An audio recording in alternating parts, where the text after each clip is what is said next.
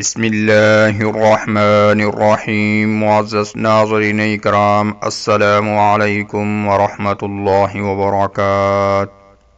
روحانی اور جسمانی امراض سے بچاؤ کا احتیاطی پیکج۔ ایک انسان کا بیماریوں سے بچنے کا احتیاطی پروگرام دو اہم اصول پر مبنی ہے، انہی پر اس کا دار و مدار ہے۔ پہلا اصول یہ ہے کہ اپنی صحت کی فکر کرنا، خیال کرنا، جت جانا اور وقف ہونا کہ میں نے اپنی صحت کا بچاؤ کرنا ہے۔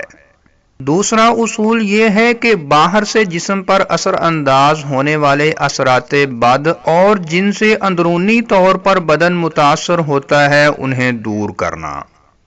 ناظرین اکرام، پہلے اصول کی اپنی صحت کا خیال رکھنا، اس کا بچاؤ کرنا کے متعلق دو باتوں کا خیال رکھنا نہایت ضروری ہے: التخلیہ اور تعبیہ۔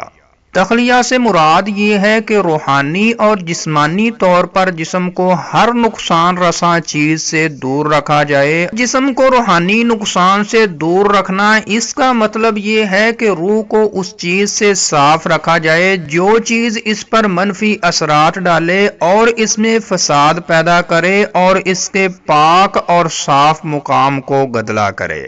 ناظرین اکرام، روح پر برے اثرات ڈالنے والی چیزوں میں سے ایک یہ ہے کہ گناہوں کا ارتکاب کیا جائے۔ رسول اکرم صلی اللہ علیہ وسلم نے اس کا نام گندگی رکھا ہے۔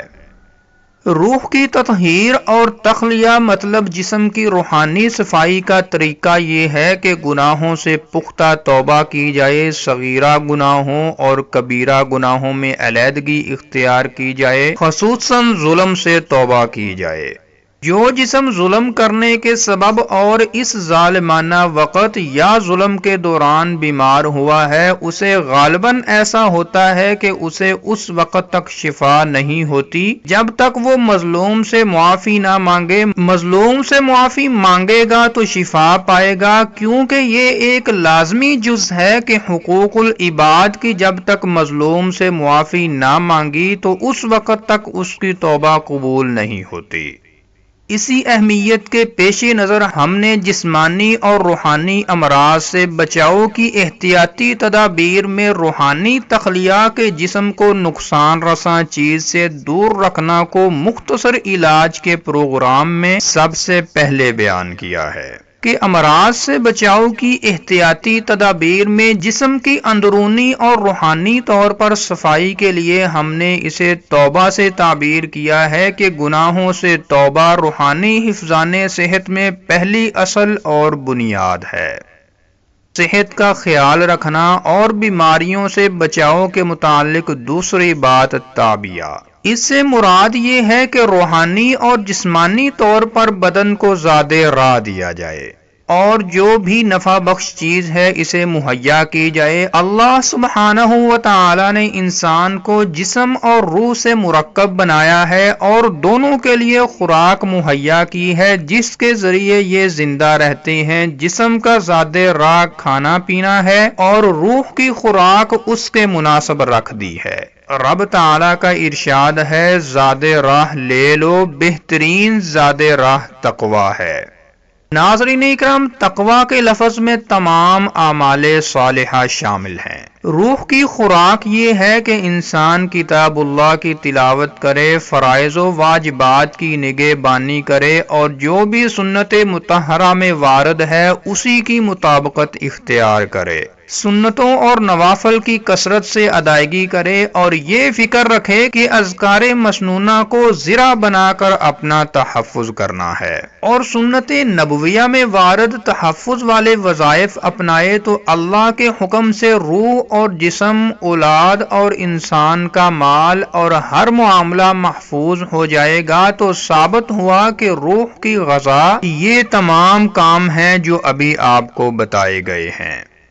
ناظرین اکرام، اب ہم جسمانی علاج کی جانب آتے ہیں تو جسم سے منفی اثرات کو ختم کرنے کے لیے تین امور ہیں: سینگی لگانا، قے کرنا اور دست چلانا۔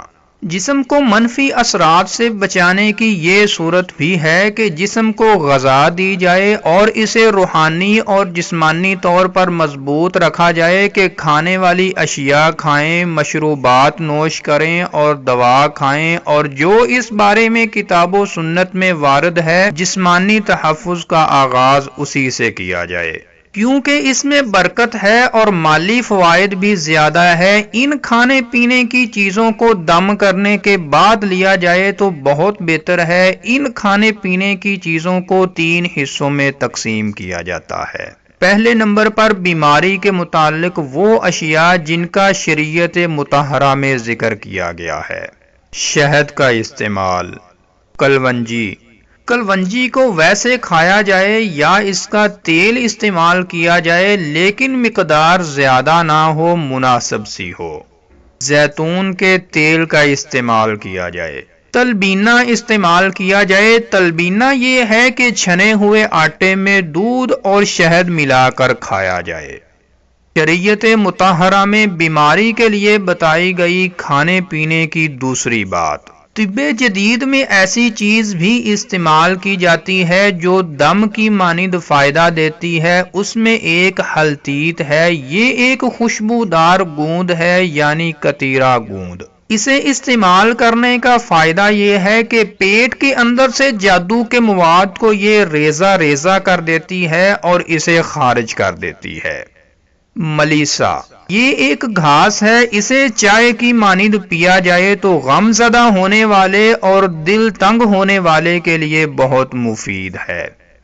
یہاں یہ بات ذہن نشین رہے کہ ہم نے اوپر جتنے بھی اجزائے علاج بیان کیے ہیں مریض انہیں مشورہ کے بعد استعمال کرے، یعنی یہ ماہر پنساری یا جڑی بوٹیوں کے خواص جاننے والے سے پوچھ لیا جائے تب انہیں استعمال کیا جائے۔ یہ پوچھ لیا جائے کہ ان کی مقدار کتنی ہے، دن میں کتنی مرتبہ انہیں استعمال کرنا ہے اور اس کے استعمال کی مدت کتنی ہے۔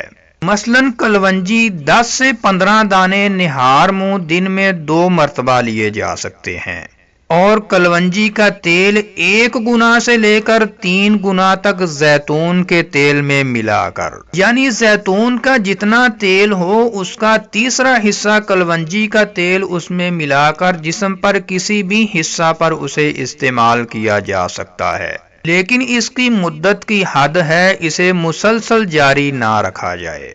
بہر صورت ہمارا مقصد یہی ہے کہ یہ مواد دوا جو ہم نے بتائے ہیں ان کے ماہر خاص سے پوچھ کر انہیں بروئے کار لایا جائے۔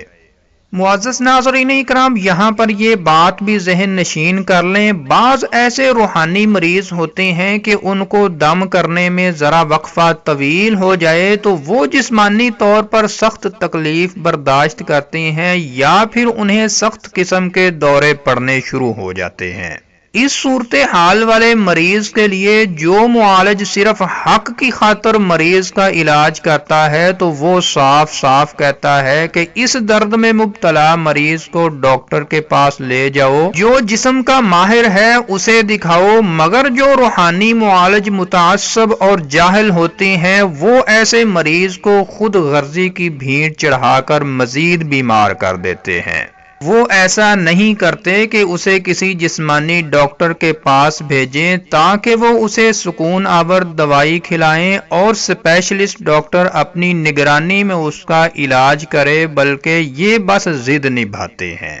اور جو روحانی مریض ہے جسے دورے پڑ رہے ہیں اور وہ مشکل سے انہیں برداشت کر رہا ہے، اس مریض کو کسی نفسیاتی ڈاکٹر کے پاس لے جائیں جو صحیح عقیدہ والا ہو کہ وہ اسے ایسی سکون آور ادویات دے جن سے مریض کے دورے کا تحفظ ہو سکے اور بیماری سے بچاؤ حاصل ہو۔ اسی طرح جو دیگر نفسیاتی بیماریوں کا علاج ہے اس میں بھی دم کے ذریعے علاج کرنے والے کو تفصیل سمجھنے کی ضرورت ہے۔ معاملہ اس کے بس میں ہے تو علاج کرے، اگر نہیں تو ڈاکٹر کے پاس بھیج دے۔ تو ناظرین اکرام، یہ تھی آج کی ویڈیو، اور اگر آپ مرض عشق کے روحانی علاج کے متعلق ویڈیو دیکھنا چاہتے ہیں تو اوپر کراس کے بٹن پر کلک کر کے دیکھ سکتے ہیں۔ السلام علیکم ورحمۃ اللہ وبرکاتہ۔